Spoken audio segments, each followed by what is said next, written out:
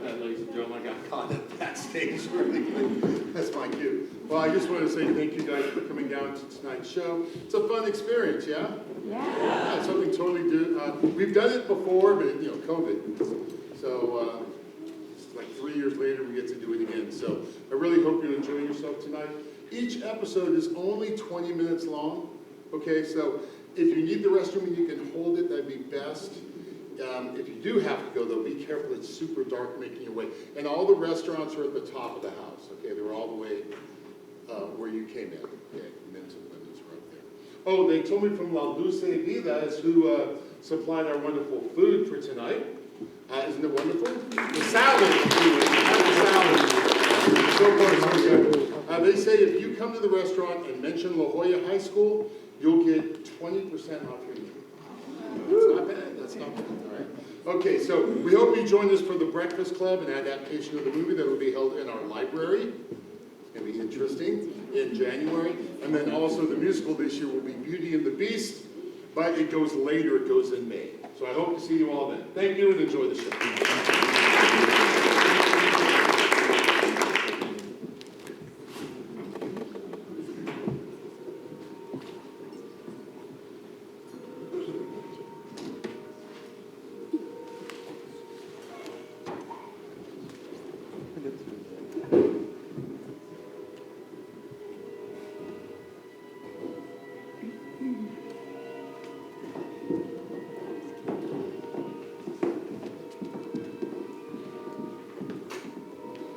There's a fifth dimension, beyond which is known to man. It's as vast as space, and as timeless as infinity. It is the middle ground between light and shadow, between science and superstition, and it lies between the pit of man's fears and the summit of his knowledge. This is the dimension of imagination. It is an area which we call the TwiLight Zone.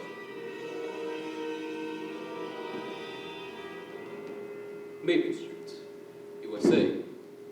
Early fall. A tree-lined little world of front porch gliders, hopscotch, the laughter of children, and the bell of an ice cream vendor. At the sound of the roar and flash of light, it'll be precisely 6:43 p.m. on Maple Street.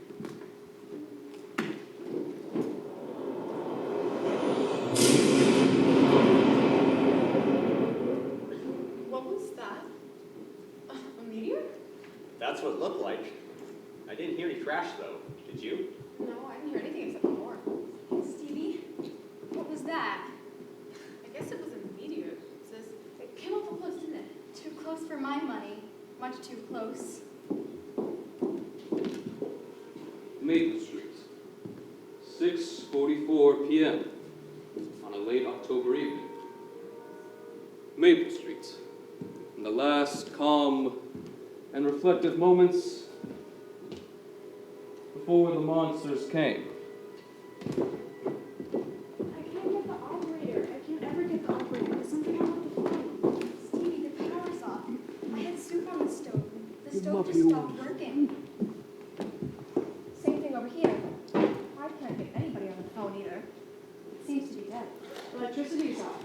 Phone won't work, you can sing on the radio. My power motor won't move. It won't work at all. Radio's gone dead.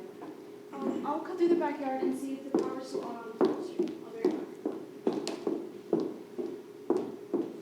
It doesn't make sense. Why should the power go off all of a sudden? Phone line. Maybe some kind of an electrical storm or something? That don't seem likely. The sky is just as blue as anything. Not a cloud, no lightning, no thunder, no nothing. Now how could it be a storm? I still can't get a thing on this radio. Well, why don't we go downtown and check with the police? They'll probably think we're crazy or something.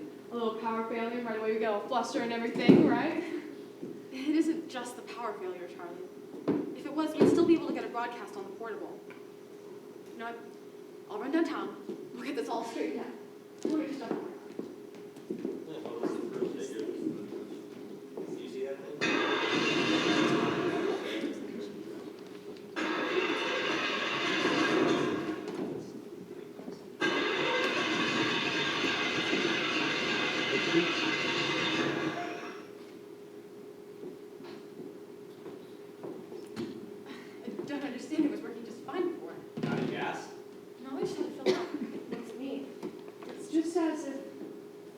everything had stopped.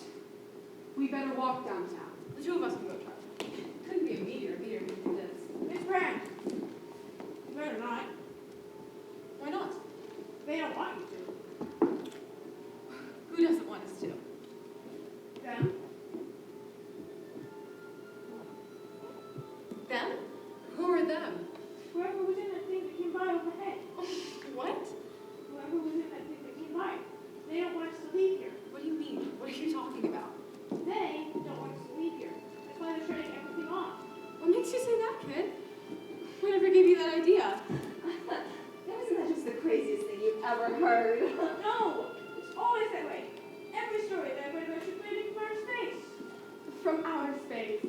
Sally better than that boy of yours up to bed. He's been reading to me comic books, listening to me movies or something.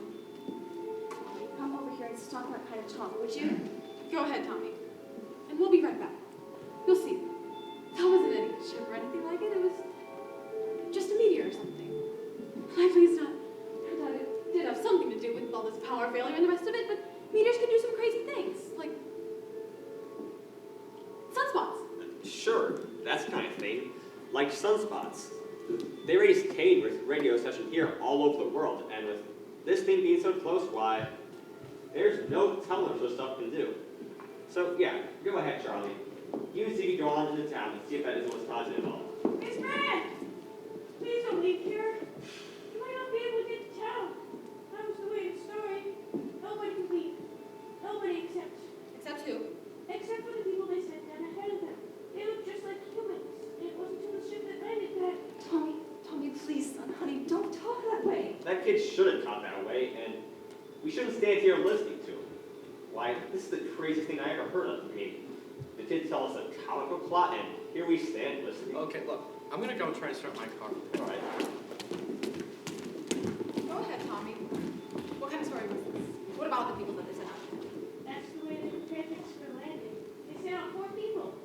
A mother, a father, and 2 kids who looked just like humans. But they weren't. Well, I guess what we better do then is run a check on the neighborhood and see which ones of us are really human. There must be something better we can do than stand around making bum jokes about all this.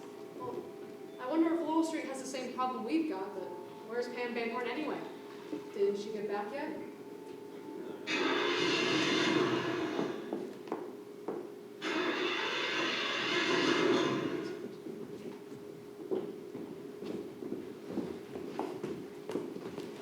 Can you get started, Les? No dice.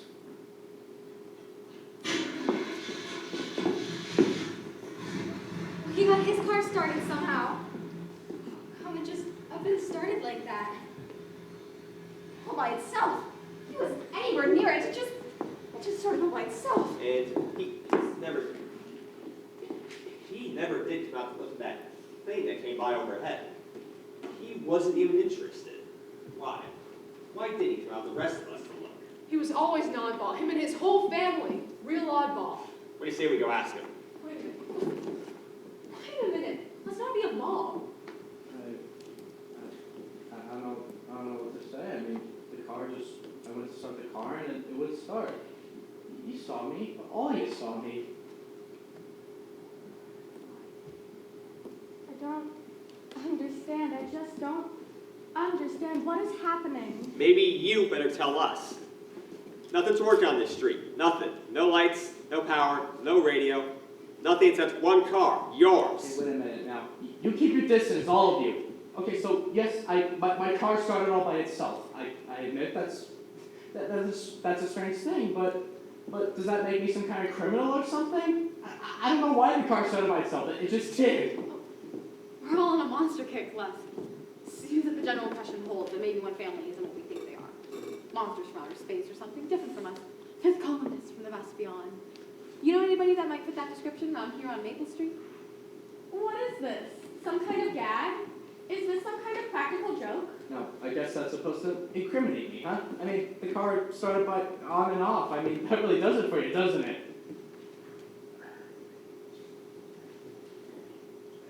Look, you all know me. I've lived there in this block for 5 years. I mean, right in this very house. I mean, we're no different than the rest of you. We're no different than any of you. I mean, really, this whole thing is just... It's just weird. Well, if that's the case, Les Goodman, explain why. Explain why. Let's forget this. Hey, go ahead. Let her talk. What about it? Explain what? Well, sometimes I go to bed late at night. A couple of times. A couple of times I'd come out on my porch and I'd see Mr. Goodman here in the wee hours of the morning, standing in front of his house, looking at the sky. That's right. Looking up at the sky as if he were waiting for something. Almost as if he were looking for something. Yeah, really. This is for laughs. You know what he's guilty of?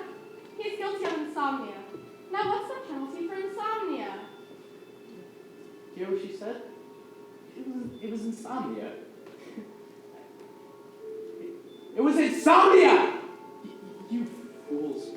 You scared, frightened rabbits, you. You are sick people, do you know that? You are sick people, all of you! And you don't even know where you're starting because, let me tell you, this whole thing that you're starting, that should frighten you. As God is my witness, you're letting something begin here that's a nightmare.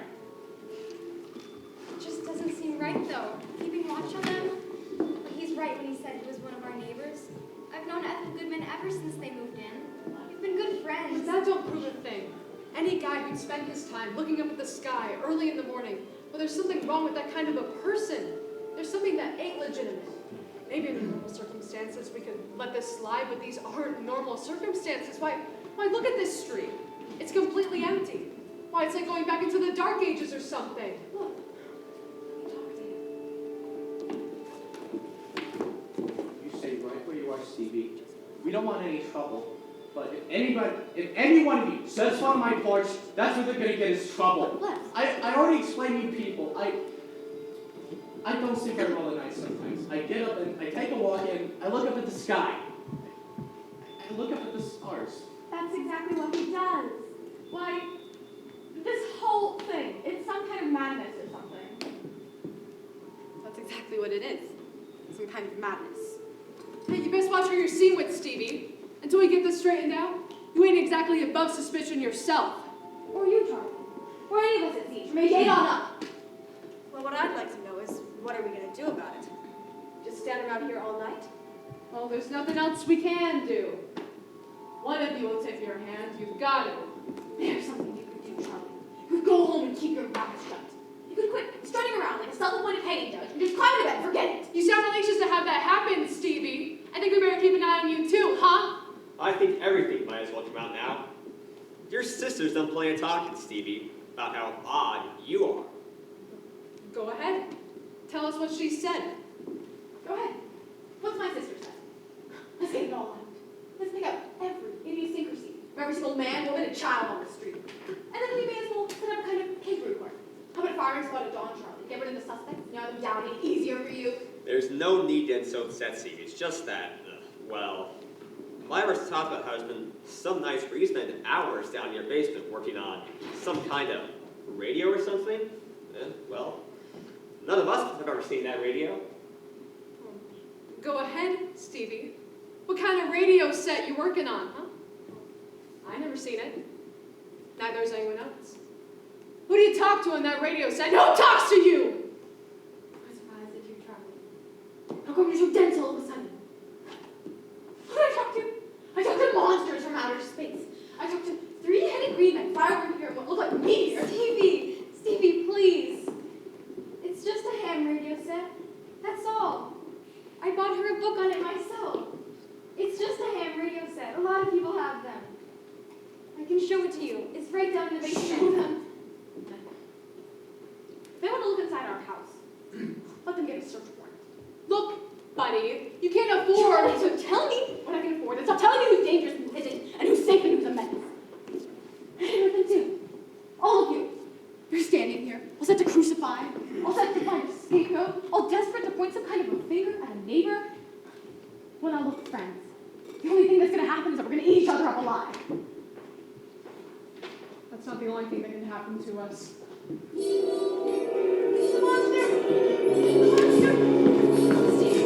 Making this. Oh my God!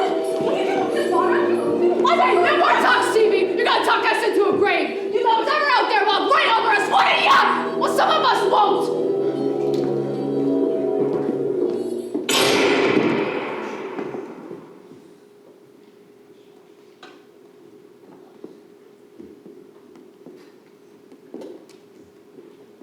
Pamphlet Horn.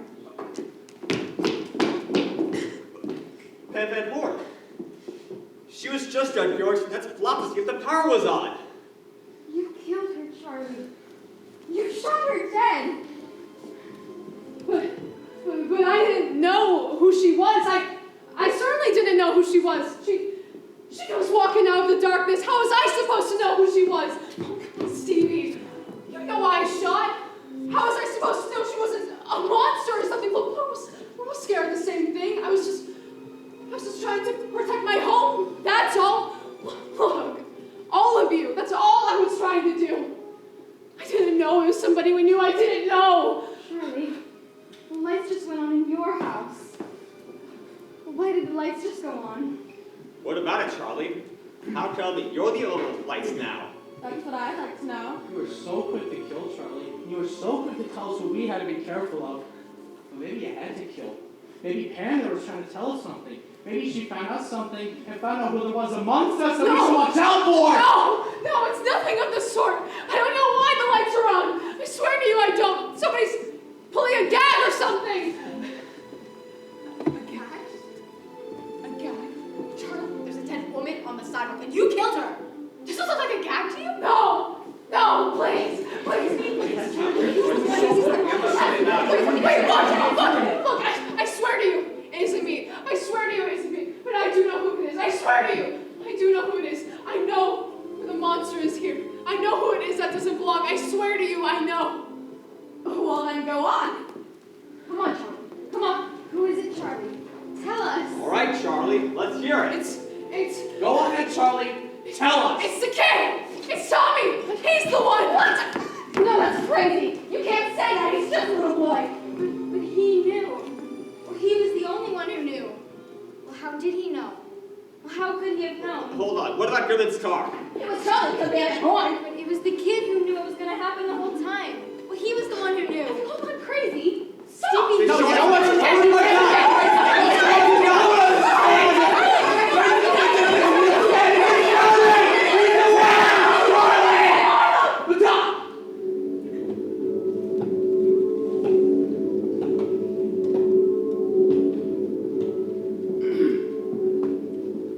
Understand the procedure now? Just stop a few of the machines and radios and telephones and lawnmowers. Throw them into darkness for a few hours, while all you have to do is sit back and watch the pattern. And this pattern is always the same? With few variations. They pick out the most dangerous enemy they can find. And it's themselves. While all we have to do is sit back and watch. And I take it this place, this Maple Street, is not unique. By no means. Their world is full of maple streets, and we'll go from one to the other and let them destroy themselves. One to the other. One to the other. One to the other. The tools of conquest do not necessarily come with bombs, explosions, fallout. They're weapons that are simply thoughts, attitudes, prejudices, to be found only in the minds of men. For the record, prejudices can kill, and suspicion can destroy. Thoughtless, frightened search for a scapegoat that's a fallout all of its own. children, and the children yet unborn. And the pity of it is that these things cannot be confined to the twilight zone.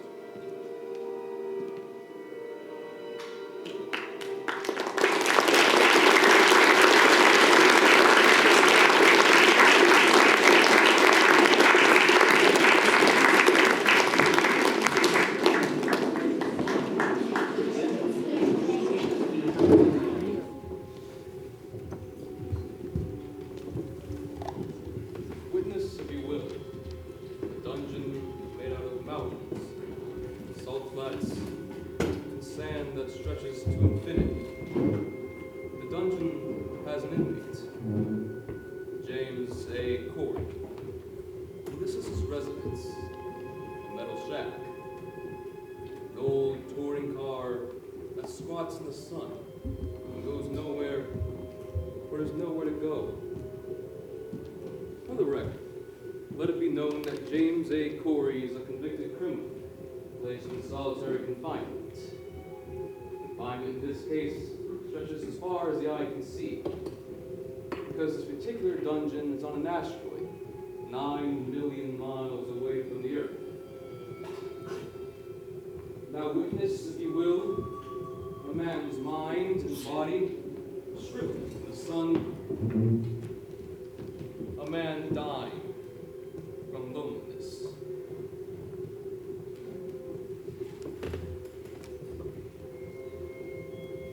Entry, 15th day, 6th month, the year 4. All the days and the months, years the same. There'll be a supply ship coming in soon. I think they're either due or overdue. I hope it's Almy's ship, because she's a decent woman and she brings things for me. When she brought the parts to that antique automobile, it was a year putting that thing together, such as it is. A whole year putting an old car together. But thank God for that car, for the hours it used up, days, weeks. I can look at it up there and I know it's real. Reality is what I need. Because what is there left that I can believe in? The desert and the wind? The silence? Or myself? Can I believe in myself anymore? Disjointed thought. A little crazy, but maybe one day I'll become like that car. Inanimate. Just an item. Sitting in the sand. And then would I feel loneliness?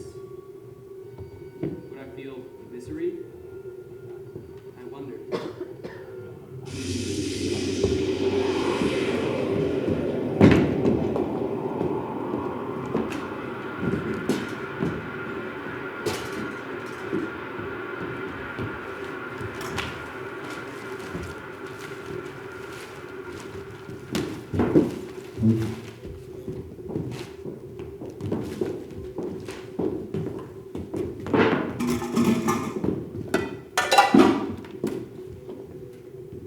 How are you, Corey? All right. Quite a place you got here, Corey. So glad you liked it. I didn't say I liked it. I think it stinks. You don't have to live here now, do you? No, but I gotta come back here 4 times a year. That's 8 months out of 12, Corey, away from Earth. Sometimes my kids don't even recognize me when I come home. I'm sorry. I'll bet you are. You've got it made, don't you, Corey? Makes for simple living, doesn't it? This is Corey's kingdom. Right here. 6,000 miles north to south, 4,000 miles east to west. And all of it's just like this. Back off, Adams. You've only got a 15-minute layover, Corey. Nobody's checking your schedule out here. Why don't we have a game of cards or something? I'm sorry, Corey. This isn't an arbitrary decision. If we delay our time of departure any more than 15 minutes, that places us in a different orbital position. We'd never make it back to Earth. We'd have to stay here at least 14 days before this home. I've got some beer saved. We could play some cards. Tell me what's going on back there. I wish we could, Corey, but like I said, we've only got 15 minutes. Well, what's a few lousy days to you anyway? A couple of card games. How about you guys? Think I'll murder you over a bad hand or something? I'm sorry, Corey. We're on a tight schedule. All right. 2 minutes are gone now. You've got 13 minutes left. I wouldn't want to fill up your schedule on me. Not for a lousy game of cards or a few bottles of crummy beer. Hallenby, what about the pardon? You're out of luck, Corey. Sentence reads 50 years, and they're not even reviewing cases of homicide anymore. You've been here 4 now. That makes 46 to go. So get comfortable, Dad, huh? Adams.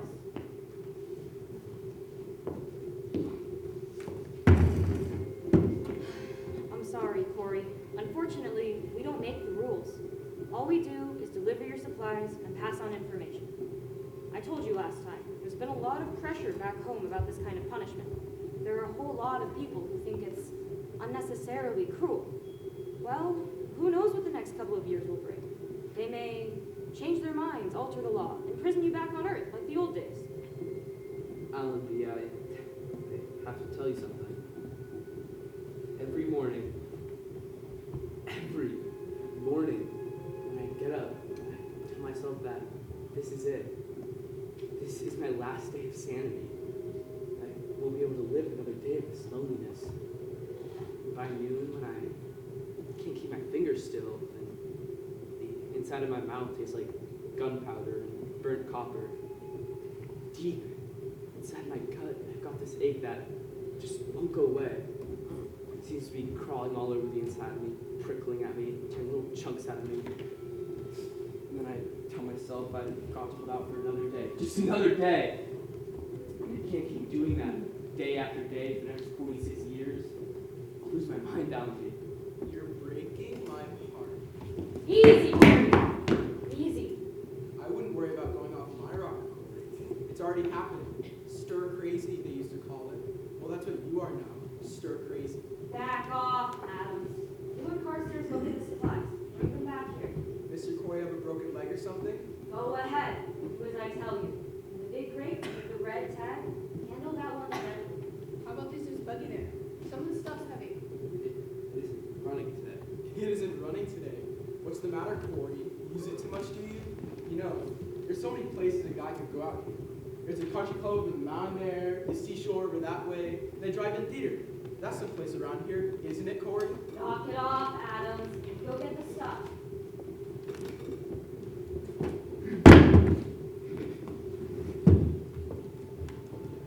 Glasses? Paper cups. Top shelf.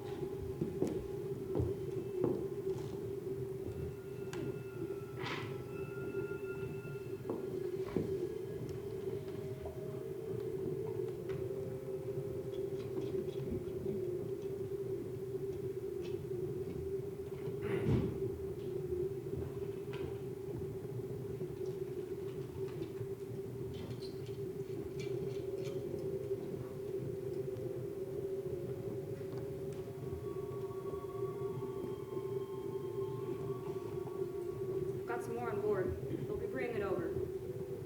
Brought you some magazines, too. Strictly on my own. Thanks. And some old vintage movies. You'll get a kick out of it. Sure I will.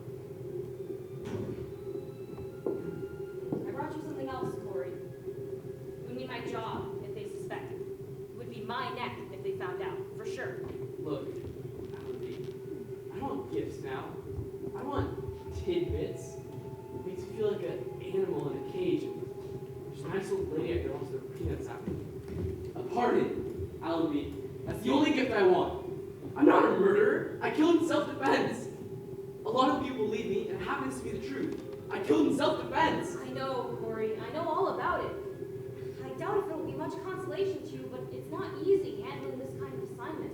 Stopping here 4 times a year and having to look at a man's agony. Quite right. It's precious little consolation. Well, I can't bring you freedom, Corey. All I can do is try to bring you things to help keep your sanity. Something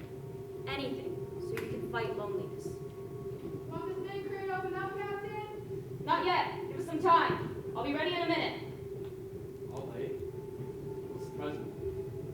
What is it? It's a 20-year supply of puzzles off to decline. But thanks. I don't need any puzzles, Allenby. If I want to probe any mysteries, I can look in the mirror and try to figure out my own. Allenby, what about the party? Captain, it's getting late. I've got to go soon. We'll be back in 3 months. You better be listening for this, Corey. It's important. When you open up the large crate, there's nothing you need to do. It needs no activator of any kind. The item was carefully packed. There will be a booklet inside, too, that can answer any of your questions. You're mysterious as hell. I don't mean to be. It's like I said, though. I'm risking a lot to have brought this here. They don't know what it is I brought. I'd appreciate your waiting until we get out of sight. All right. Have a good trip back. Give my regards to Broadway and every place else while you're at it. Sure, Corey. I'll see you. Allenby, I don't much care for what it is, but your thought, Allenby, the decency of it, thank you. You're quite welcome, Corey.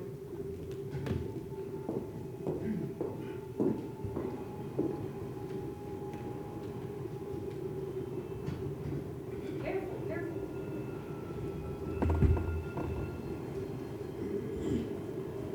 Gently. Gently. Captain, just soldier to soldier, huh? What? What are you bringing? What's in the box? I'm not sure, really. Maybe just an illusion. Or maybe his salvation. Corey, you're gonna need these.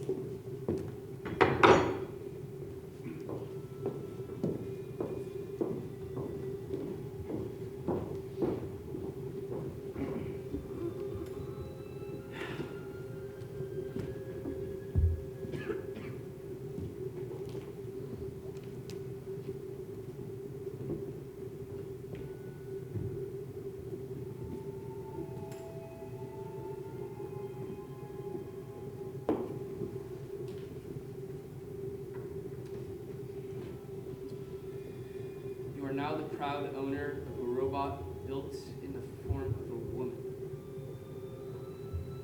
To all intents and purposes, this creature is a woman. Physiologically and psychologically, she's a human being with a set of emotions, a memory track, the ability to reason, to think, and to speak. She is beyond illness and, under normal circumstances, should have a lifespan similar to that of a comparable human being. Her name is Alicia.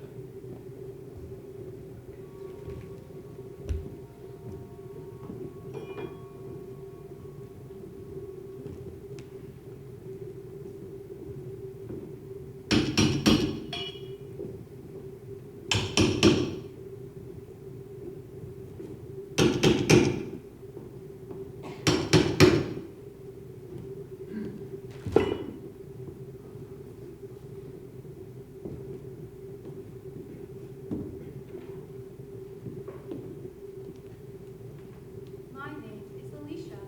What's yours? Get out of here. Get out of here, now! I don't want any machine in here. Go on, get out of here!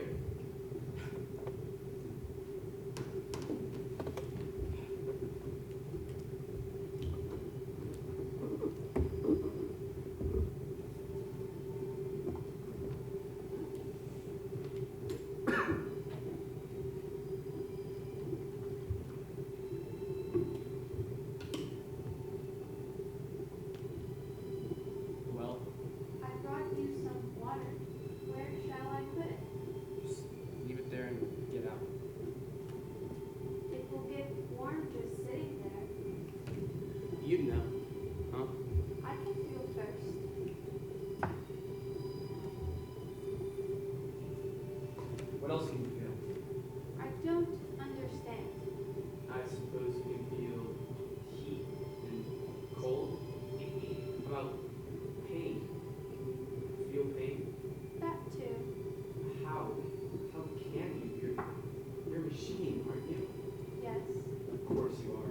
why did they build you to look like a machine? Aren't you made out of metal with nuts and bolts sticking out of you? Wires and electrodes and things like that. Why do they turn you into a lie? Why do they cover you with what looks like flesh? Why do they give you a face? A face that if I look at long enough, it makes me think. It makes me believe that. You mock me, you know that? When you look at me, when you talk to me, I'm being mocked. Corey, I'm sorry. You hurt me, Corey. I hurt you? How can I hurt you? This isn't flesh. There aren't any nerves under there. There aren't any tendons or muscles. You know what you are? You're like that broken down heap I've got sitting in the yard. You're a hunk of metal with arms and legs instead of wheels. But that heap doesn't mock me like you do. He doesn't look at me with make-believe eyes and talk to me with a make-believe voice. Listen, you. Listen, machine. I'm sick of being mocked at by a ghost. By a memory of a woman. That's all you are. You reminded me that I'm so lonely I'm about to lose my mind.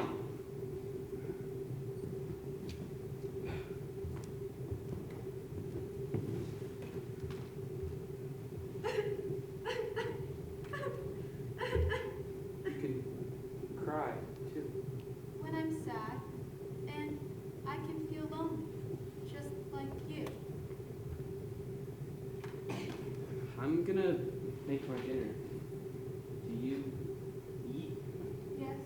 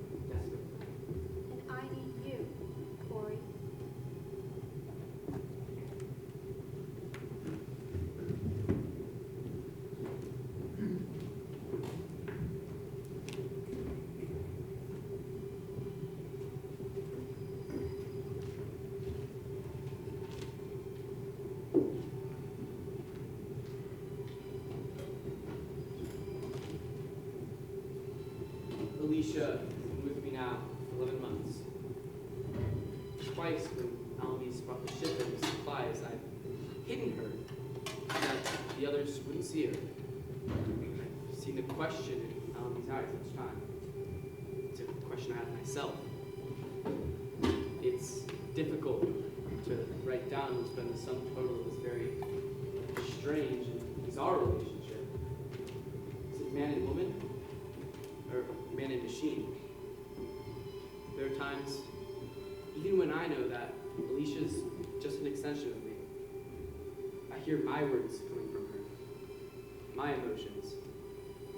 The things that she has learned to love are those things that I've loved. But I think I've reached a point now where I shall not analyze Alicia any longer. I shall accept her here simply as a part of my life, an integral part.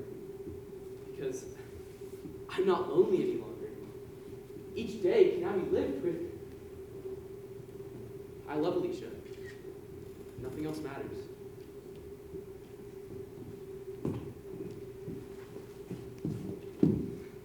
Look, Alicia. There's a star, Betelgeuse. It's in the constellation of Orion. And there's the Great Bear with its pointer stars aligned with the Northern Star. There's the constellation Hercules. You see, Alicia? God's beauty. That's right, Alicia. God's beauty. That star, Corey. What's that star? It's not a star. That's a ship, Alicia.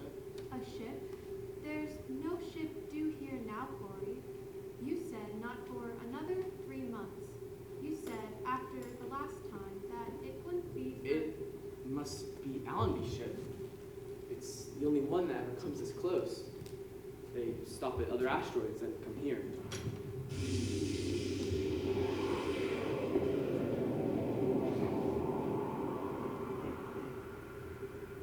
That means they'll probably be here in a few minutes.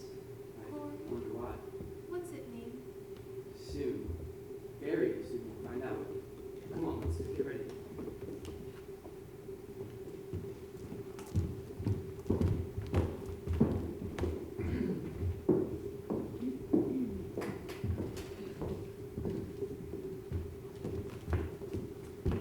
Hello, Corey. We wondered where you were. Do you have trouble? No, we had no trouble. This is a scheduled stop. We've got news for you, Corey. I'm not interested. You better hear what it is. You heard me, Allenby. I'm not interested. You will be. This I guarantee. Give me a break, will you? I don't want any trouble. We don't either. He gets worse. If we come a month later, he'd have been eating sand or something. Corey!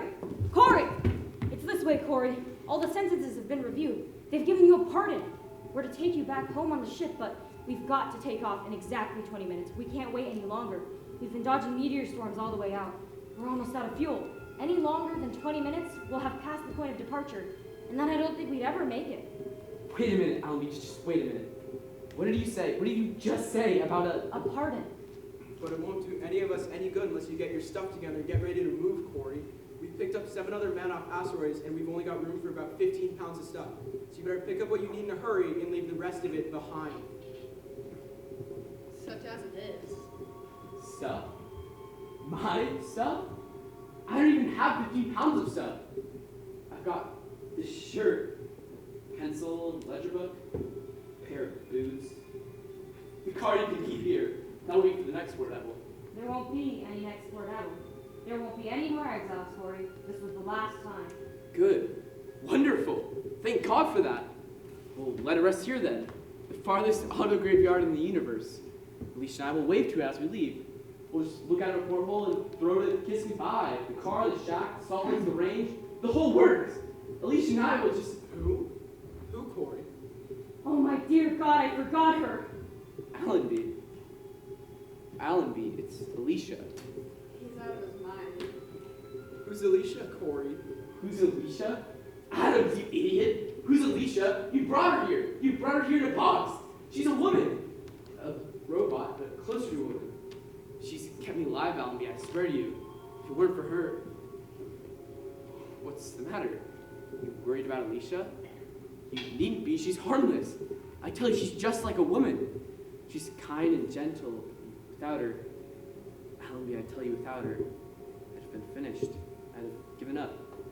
You would have only had to come back to bury me. That's what we wouldn't let us look at? Huh? The crate with the red tag. Sorry, Catherine, but I had to let it out. That's all right, Corey. That's all over with. But unfortunately, that's not the problem. Problem? There aren't any problems. There are no more problems left on heaven or earth. We'll pack up 15 pounds of stuff, get in that ship of yours, and when we get back to that beautiful green earth... 15 pounds. 15 pounds? You've got to have room for more than that. Throw out stuff, throw out equipment. Alicia weighs more than 15 pounds. That's the point, Corey. We're stripped now. We've got room for nothing else except you and that ledger and those pencils. You'll have to leave the robot here. You can't leave her behind, Allenby. If you leave her, that's murder. I'm sorry, Corey. I don't have any choice. No, Allenby, you don't understand. You can't leave her behind. Alicia! Alicia! You'll see. You'll see why you can't leave her behind. Alicia! Where is she, Corey? I don't know, but when you see her, you'll know why you can't leave her behind. Look, Corey, we just want to get you and your stuff packed and get out of here. We got just 10 minutes left. How about it, Captain? Come on, Corey. No, Allenby, I can't leave her here. I told you that. I can't leave. Corey, you don't understand.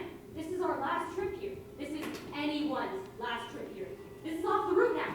That means no supplies, no nothing. That means if you stay here, you die here. And that way, there'd be a day, Corey, when you pray for that death to come quicker than I Spartan. can't help it, Allenby. I can't leave her here. You won't take her, so that means I stay. Alicia! Alicia, let them see you. Don't be afraid. Corey, listen to me. I saw that thing get crated, shoved into a box. I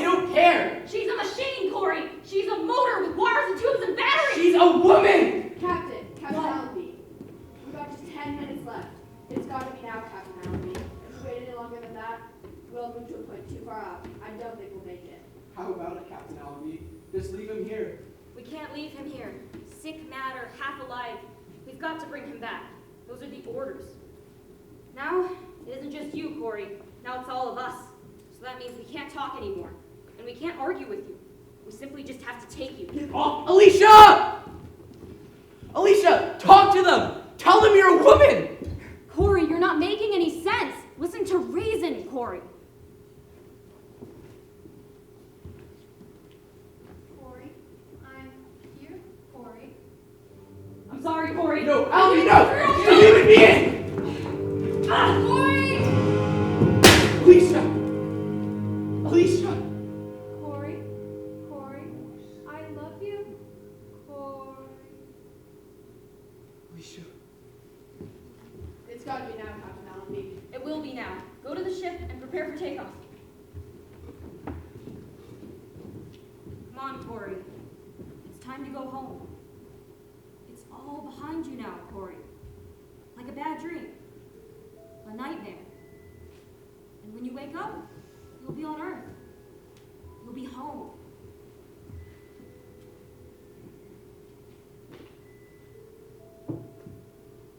Home? That's right.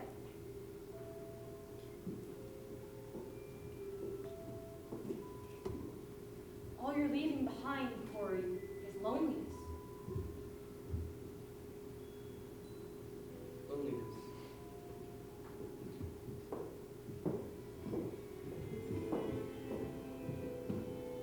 Down below, a microscopic piece of sand that floats through space is a fragment of a man's life.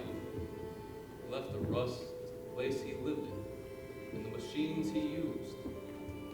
Without use, they would disintegrate. The wind, the sand, and the years that act upon them. All of Mr. Corey's machines, including the one made in his image, kept alive, loved, but now obsolete in the twilight zone.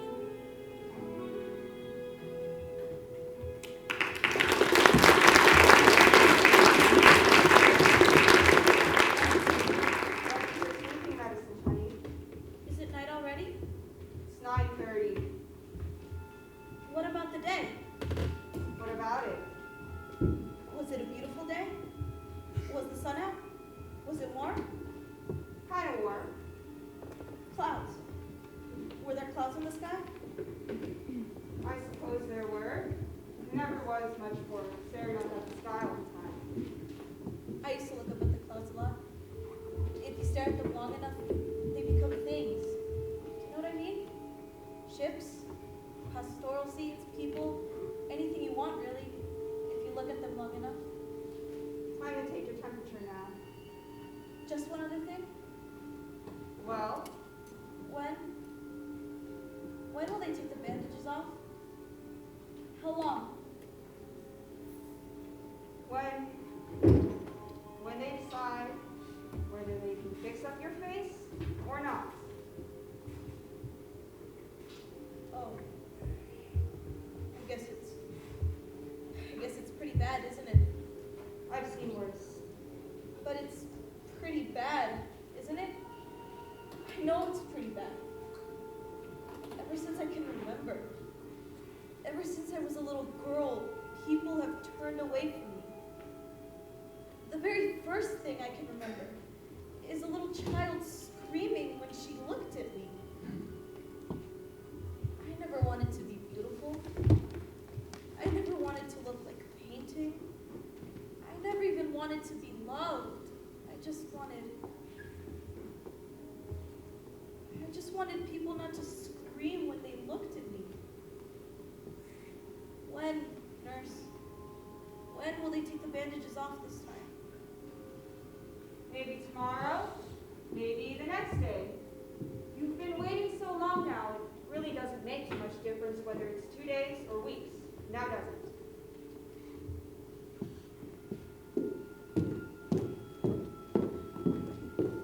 Dr. Bernardi, evening report on patient 307, resting comfortably, no temperature change. Thank you, nurse. I'll be in later.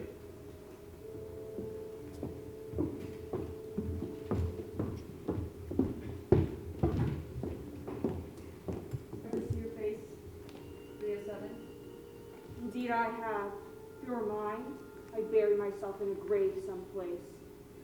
Poor thing. Some people want to live no matter what. Got a cigarette? Suspended in time and space for a moment, you have been introduced to Miss Janet Tyler, patient number 307. She lives in a world with swab bandages that cover her face. In a moment, you go back into this room. And also in a moment, you look under the bandages. Keeping in mind, of course, we're not to be surprised by anything we see, because this isn't just a hospital. This patient 307 is not just a woman. This happens to be the TwiLight Zone. And Miss Janet Tyler, patient number 307, with you, is about to enter.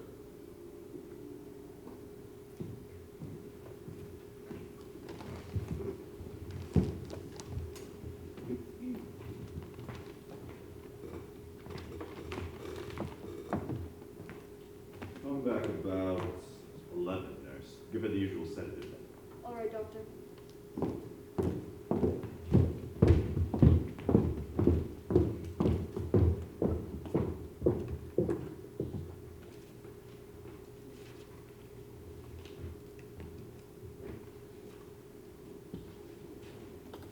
Warm this evening, Miss Tyler?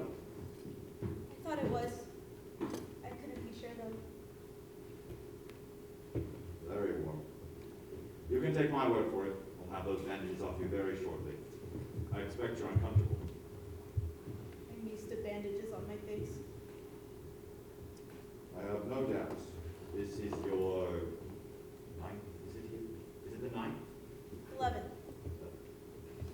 Sometimes I think I've lived my whole life inside a dark cave. The walls are gauze. And the wind that blows in from the mouth of the cave always smells of ether and disinfectant. There's a kind of comfort, though, Doctor, to living in this cave. It's so wonderfully private. No one can ever see me. It's hopeless, isn't it, Doctor? I'll never look any different. Well, that's hard to say. Now you haven't responded to any of the shots or medication of any of the proven techniques. Frankly, you've stumped us, Miss Tyler. Nothing we've done so far has made any difference at all. But we are hopeful of what this last treatment may have accomplished. There's no telling, of course, not until we get the bandages off. Unfortunately, your case is one that cannot be handled with plastic surgery, bone structure, flesh type. Many factors prohibit this kind of approach. Your 11th visit. No more after this, are there? No more tries. 11 is the maximum number of experiments. No more permitted after 11. Now what? Well, you're kind of jumping the gun, Miss Tyler. You may very well have responded to these last injections. There's no telling, of course, not until we get the bandages on. But if I haven't responded, then what? Then there are alternatives. Like? Don't you know? I know.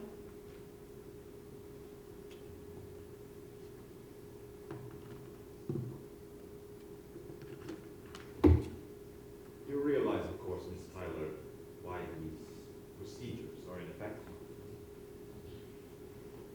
Each of us is afforded as much opportunity as possible to fit in society.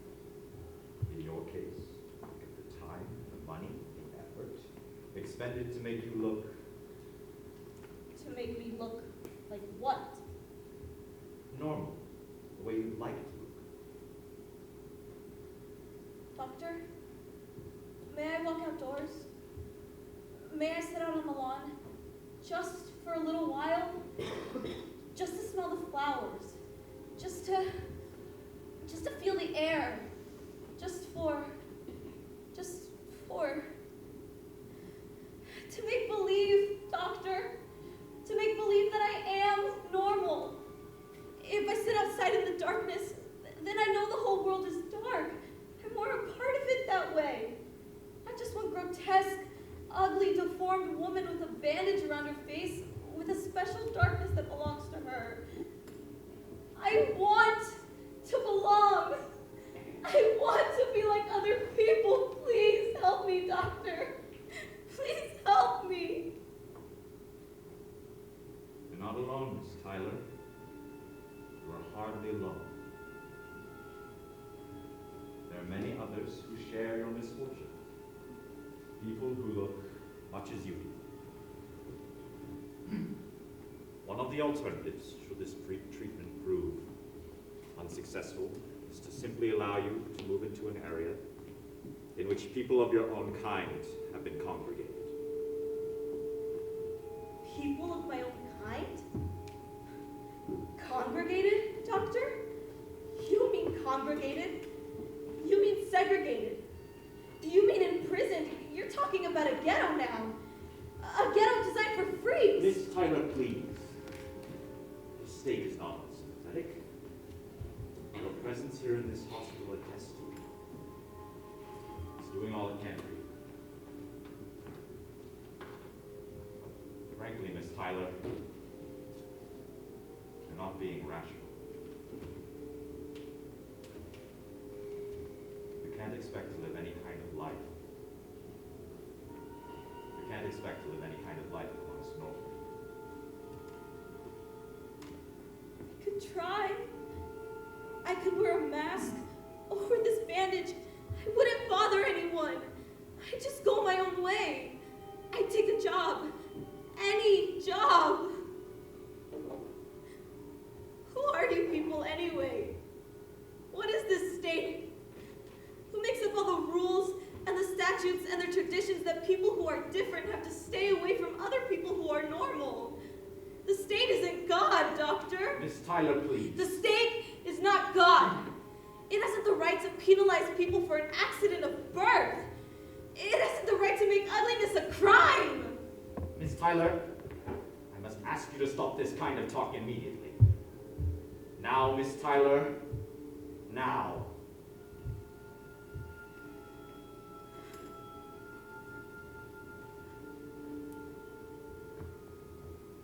I can feel the night out there. I can feel the air. I can smell the flowers.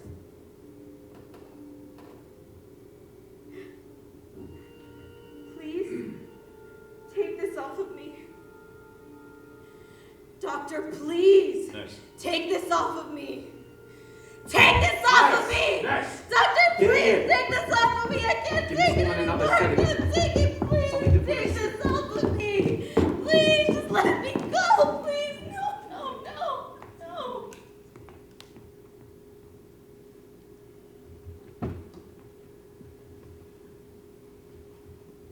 She asleep? Yes.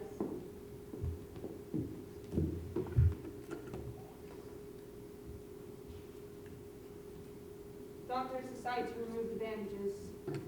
He wants to have the anesthesiologist stand by. Do I have to keep this mask on all the time? The policy is to wear them at all times. She's very contagious. You don't want to end up like her, now do you? Absolutely not.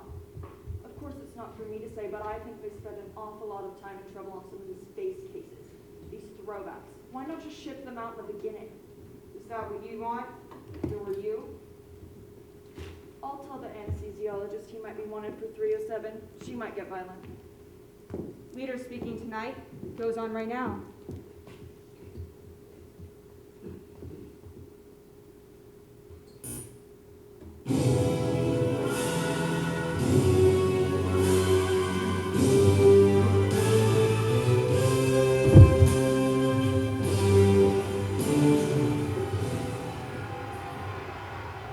Good evening, ladies and gentlemen. Tonight I shall talk to you about glorious conformity, about the delight and the ultimate pleasure of our unified society. You recall, of course, that directionless, unproductive, over-sentimentalized era of man's history, when it was assumed that dissent was some kind of natural and healthy adjunct to society. We also recall during this period of time there was a strange notion that it mattered not that people were different, that ideas were at variance with one another, and that a world could exist in some kind of crazy patchwork makeup with foreign elements glued together in a crazy quilt. We realize, of course, now that was wrong.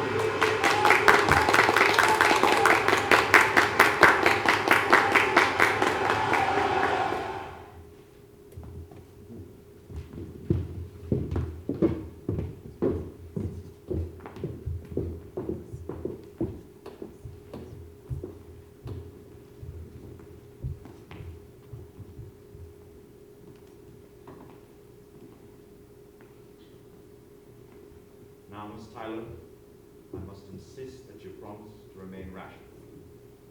No tantrum, no temperament, and no violence. Do you understand? Nurse, it's time.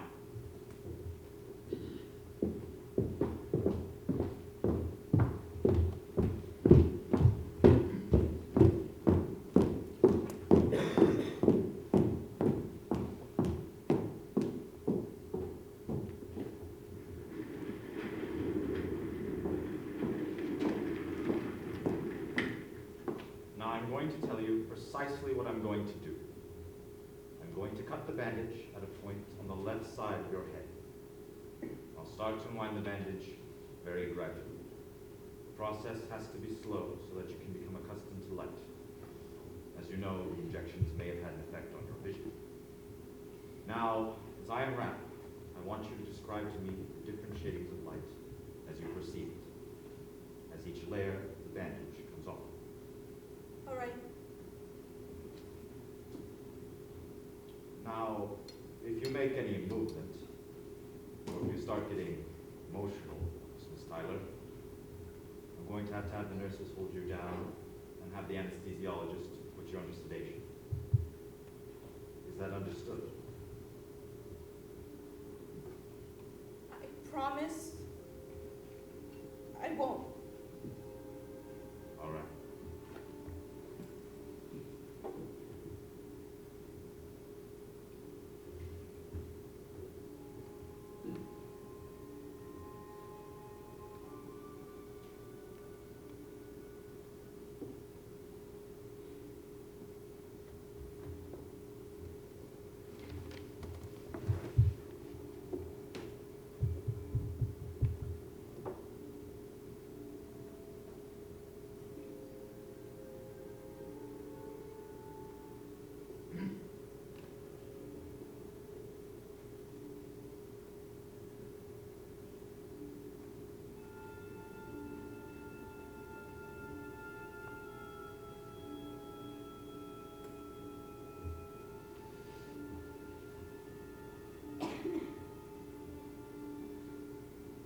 Do you see any light now, Miss Tyler? Just barely. It looks gray. All right. Remain very quiet.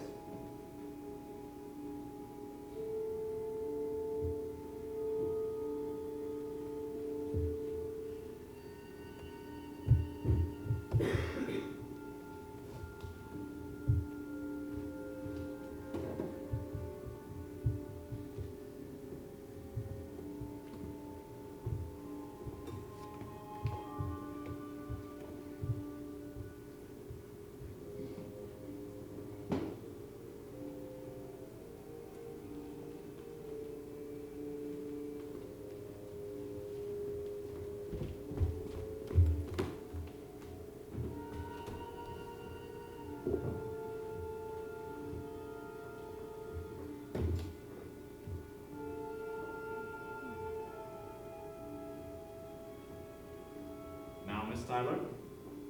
Much brighter. Very bright. Look up towards the light.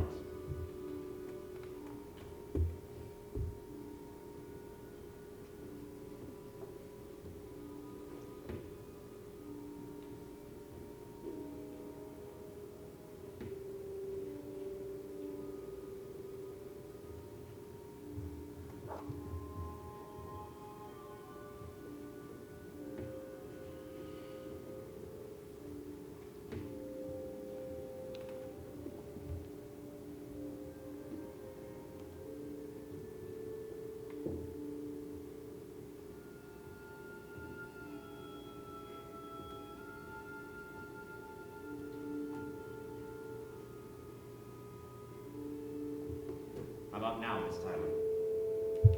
It's bright. It's very bright. Good. I'm about to unwrap the last layer now. I can just distinguish your outline. Just vaguely. But I can see you. I'm about to remove the last bandage. Miss Tyler, now do you want a mirror? No. No, thank you. No mirror. Miss Tyler, I want you to remember this. Are you listening? Yes, I'm listening. We have done all that we could. We were successful, all well and good. There are no issues. If, however, this final treatment does not achieve the desired results, just remember you can live a long and fruitful life among people of your own kind. Now, as soon as we discover these results, we'll either release you or... Doctor, Yes. if I'm still terribly ugly, is there any other alternative? Could I be put away?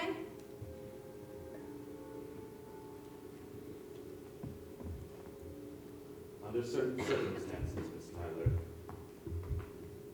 the state does allow for the extermination of undesirables.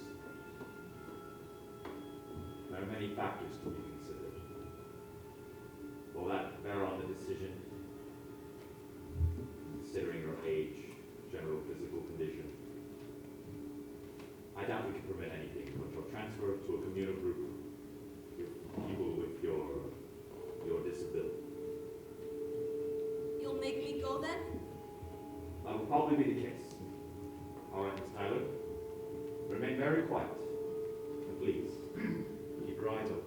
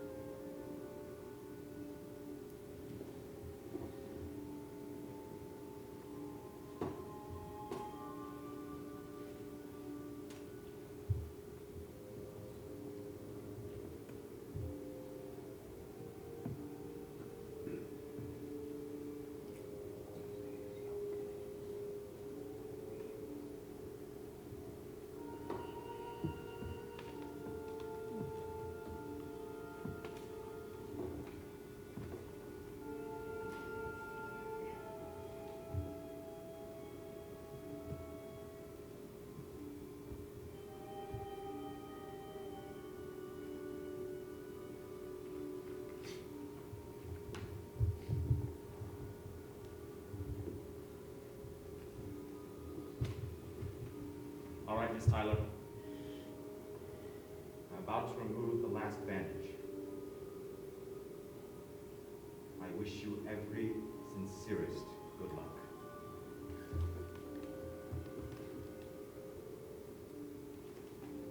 No change! No change at all! Turn on the lights. I was afraid of this. There is no such thing as a permissive society. Society cannot be No, Doctor, please! You won't make me so bad, please! No! Doctor, no! It's so much bad, it'll be over fast! Help me! this society. No, having what we follow. The differences we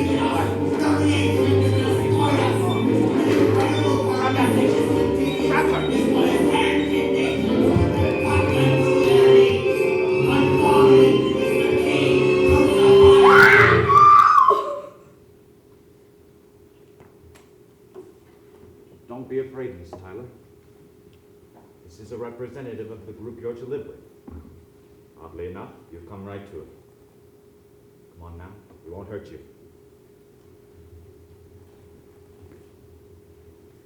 This is Mr. Smith, Janet. Walter Smith. He's in charge of the village group in the north. We'll take you there tonight. You can finally be among your own kind. Miss Tyler, we have a lovely village and wonderful people. I think you'll like it where I'm going to take you. Be among your own kind, and after a little while, you'll be amazed at just how little while. You'll feel a sense of great belonging. You'll feel a sense of being loved. And you will be loved, Miss Tyler. Would you get your things now, Miss Tyler? You can leave at any time. Mr. Smith, Yes? why? Why are some of us born so ugly? I don't know, Miss Tyler. I really don't. But do you know something?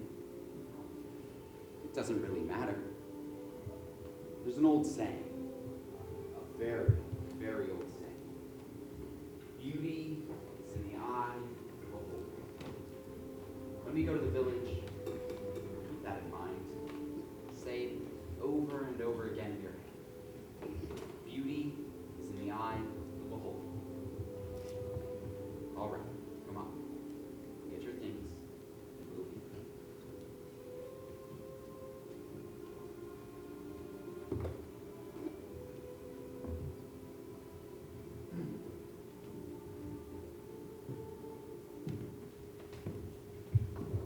Now the questions that come to mind. Where is this place? And when is it? What kind of world where ugliness is the norm and beauty the deviation from that norm? We want an answer. The answer is that it doesn't make any difference. Because the old saying happens to be true. Beauty is in the eye of the beholder. And this year, or 100 years hence, on this planet, or wherever there is human life, perhaps out amongst the stars, beauty is in the eye of the beholder. Lesson to be learned in the TwiLight Zone.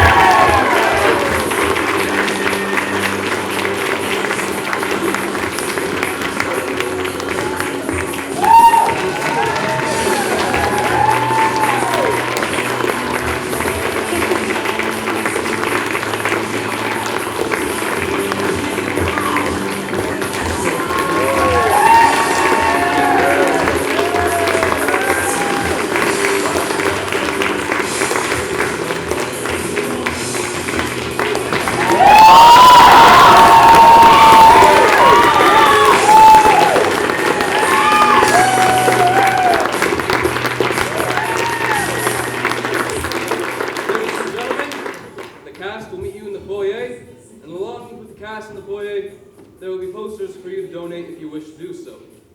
Thank you, and have a great night!